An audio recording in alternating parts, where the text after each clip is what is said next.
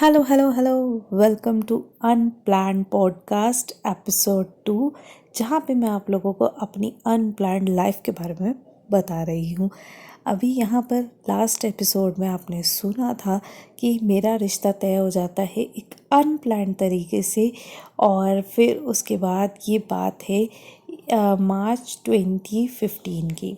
2015 में हमारा रिश्ता होता है, बात चल रही होती है, और उस टाइम पे मेरे हस्बैंड जो है, जो अभी मेरे करंट हस्बैंड है, उस टाइम पे वो दिल्ली नोएडा में जॉब कर रहे थे। जी हाँ। तो वहाँ पर हम बात करते हैं, फ़ोन पे बात होती है, और होली ख़त्म होने के बाद हमारा रोका तय हो जाता है, जो कि अप्रैल 2015 का था। और डायरेक्टली उसके बाद शादी की डेट निकलती है रोके के बाद, जो कि है अक्टूबर 2015।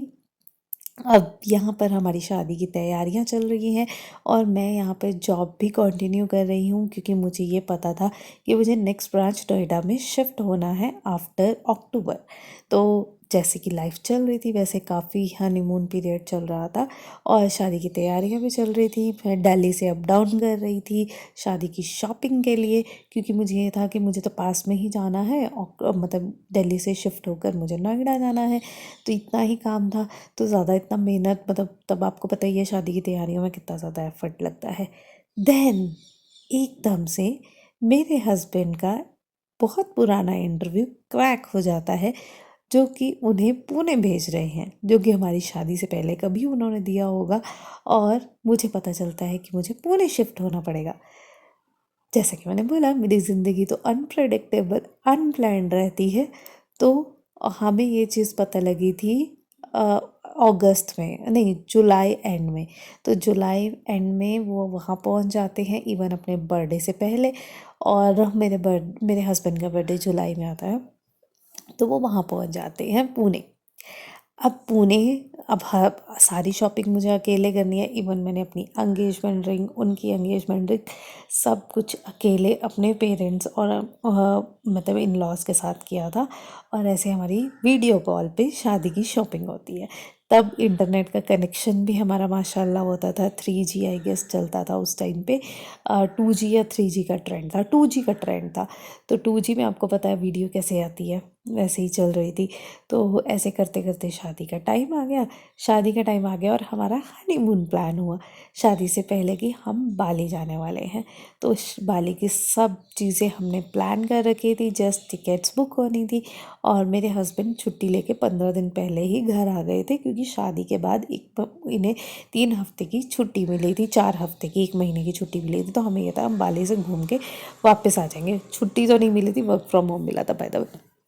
तो उसके बाद इन्होंने क्या किया, हमारा बाली का जैसे ही हमने टिकट बुक कराने को हुए, इमीडिएटली हमें पता चलता है कि उन्हें नेक्स्ट वीक रिपोर्टिंग करनी है, क्योंकि उनका कोई रिलीज़ जाना है, जिस वजह से उन्हें वापस ज्वाइन करना है, क्योंकि उनकी जो है जॉब को अभी 6 मंथ्स का जो पीरियड होता है वो पूरा नहीं हुआ था। तो उन्हें वापस 3 हफ्ते में जाना है। अब शादी के इमीडिएटली बाद अब बाली से 1 हफ्ते में नहीं आ सकते हो, आ सकते हो, लेकिन उस दौरान आपके फेस्टिवल शुरू हो जाते हैं, यानी करवा चौथ। और करवा चौथ से पहले 2-3 दिन पहले आपको मेहंदी वेहंदी भी लगवानी होती है। तो हमारे पास टोटल बचते हैं सिर्फ 4 दिन, और 4 दिन में हमें अपना हनीमून प्लान करना है। तो फाइनली ये हुआ कि हम चलो मनाली हो आते हैं, अभी यहीं पे है। गोवा तो पुणे के पास में है, तो गोवा हम फिर किसी टाइम चले जाएंगे। और बाली का प्लान हम विद इन जैसे ही 6 मंथ का पीरियड पूरा होगा तो बाली का प्लान भी कर देंगे, क्योंकि सारी जगह पे बात हुई हुई थी हमारी। एंड मेरी किस्मत, जैसे कि मैंने बोला, अनप्लैंड है, वैसे ही हमारा हनीमून अनप्लैंड हुआ। कुछ भी प्लान करके गए नहीं, जैसे ही रैंडमली वहाँ पे जो जगह हमें लोगों ने बताई, वहीं वहीं ना कुछ रिसर्च किया ना कुछ देखा। जो जो नियर बाय था वहाँ पे हमने थोड़ा बहुत देखा। एक वाटरफॉल का बहुत ज़्यादा ट्रेंड था, तो वाटरफॉल के लिए भी हम 1300 की हाइट पे हम गए। तो वहाँ पे हमने इन्जॉय किया। वैसे अच्छा था वो, अनप्लैन्ड भी काफ़ी अच्छा हनीमून गया हमारा। उसके बाद रोहतांग पास हम नहीं जा पाए थे, क्योंकि वो रास्ते बंद थे ड्यू टू हैवी जो है स्नोफॉल। और जो वो था वो सुबह 5 बजे खुला था, तो हमारी नींद नहीं खुली। हमारे पास सिर्फ 4 दिन ही थे, तो हम मनाली से वापस आ गए। और उसके बाद नेक्स्ट डे करवा चौथ था। स्पो क्या करो, जज करो, इससे ज़्यादा वर्स्ट क्या होगा मेरी ज़िंदगी में। क्या हुआ, मैं आज तक कभी फ़्लाइट में नहीं बैठी थी उस दौरान। अब मुझे पुणे जाना है, ठीक है, मैं आज तक कभी एयरपोर्ट नहीं गई, कुछ नहीं गई। एंड मेरे हस्बैंड 29 को टिकट करवा लेते हैं और मुझे उस फ्लाइट में टिकट नहीं मिलती है, क्योंकि तत्काल की टिकट थी, मतलब इमीडिएटली इमरजेंसी टिकट थी। और मेरे हस्बैंड 29 को चले जाते हैं, नहीं 30th के आसपास, मतलब करवा चौथ के नेक्स्ट डे। और उसके एक दिन बाद, 2 दिन बाद मुझे जाना होता है पुणे, वो भी अकेले, पहली बार। तो मैं गई, क्या करूँ, और कुछ कर तो सकती नहीं।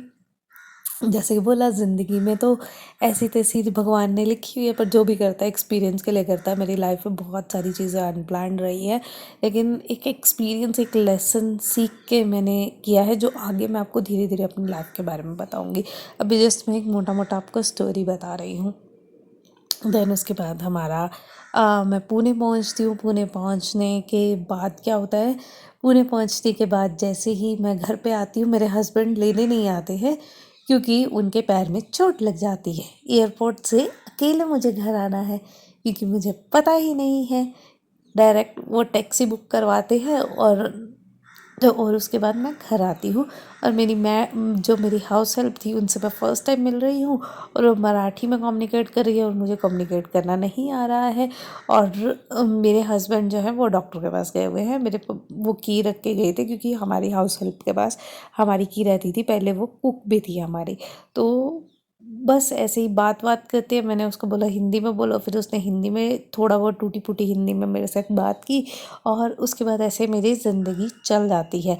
एंड शादी के 2 महीने बाद, जैसे कि मैंने बोला, अनएक्सपेक्टेड मेरी लाइफ है, और मेरी लाइफ की ऐसी तैसी चली रहती है। तो हमारा गोवा का प्लान था। और गोवा के प्लान के बाद क्या होता है, इमीडिएटली मेरे हस्बैंड के हार्ट में पेन स्टार्ट होता है, और हमें रातों रात ईसीजी करानी पड़ती है। एंड यहाँ पे हम किसी को जानते नहीं हैं, और डॉक्टर सिर्फ मतलब नियर बाय डॉक्टर्स को भी हमने नहीं विज़िट किया था। तो जैसे ही हम विज़िट करते हैं, तो वो डॉक्टर जिनसे इन्होंने अपनी चोट का इलाज कराया था, उसके पास कॉल करते हैं, तो वो बोलते हैं कि आप जो है ईसीजी कराओ। हम ईसीजी कराते हैं, एंड यहाँ के महान डॉक्टर्स ने हमें बोला कि ईसीजी में बहुत प्रॉब्लम आ गई है, और आपका रातों रात हार्ट का ऑपरेशन करना पड़ेगा। वाओ, इतने वाहियात मतलब डॉक्टर्स कभी हो सकते हैं, ये मैंने कभी नहीं सोचा था। हम इतना घबरा गए कि हमने रातों रात दिल्ली की टिकट्स बुक कराई, और हम रातों रात दिल्ली पहुँचे हैं।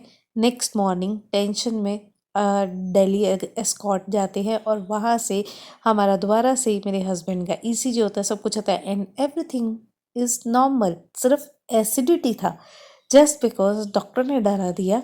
जैसे मैंने बोला कि हमारी लाइफ में तो बहुत सारी चीज़ें अनप्लान्ड रहती है, इवन ट्रिप से लेकर एवरीथिंग। आगे की स्टोरी जानना चाहते हैं तो फटाफट से चैनल को सब्सक्राइब कर लो, और इस चैनल को कम से कम इस साल यानी 2025 में 1 लाख सब्सक्राइबर तक पहुंचा दो। अगर ये जो है वीडियो पे कम से कम 100 लाइक आते हैं, तो आगे की स्टोरी मैं आप लोगों के साथ शेयर करूँगी। तो स्टे ट्यून रहे, इस पॉडकास्ट को पसंद करें, अगर पसंद आ रहा है तो कमेंट्स में लिखें, लाइक करें। 100 लाइक्स आएंगे तो मैं डेफिनेटली नेक्स्ट पॉडकास्ट लेकर आऊँगी, ताकि मुझे भी तो पता चले आपको स्टोरी पसंद आ रही है या आपको अच्छा लग रहा है। तो आगे का फिर पॉडकास्ट मैं आप लोगों के लिए लेके आऊँगी। चलो अभी फ़िलहाल के लिए लेती हूँ अलविदा, और स्टे ट्यून रहे एपिसोड 3 के लिए। मिलती फिर आपसे एक नई वीडियो के साथ। Thanks for watching, bye bye.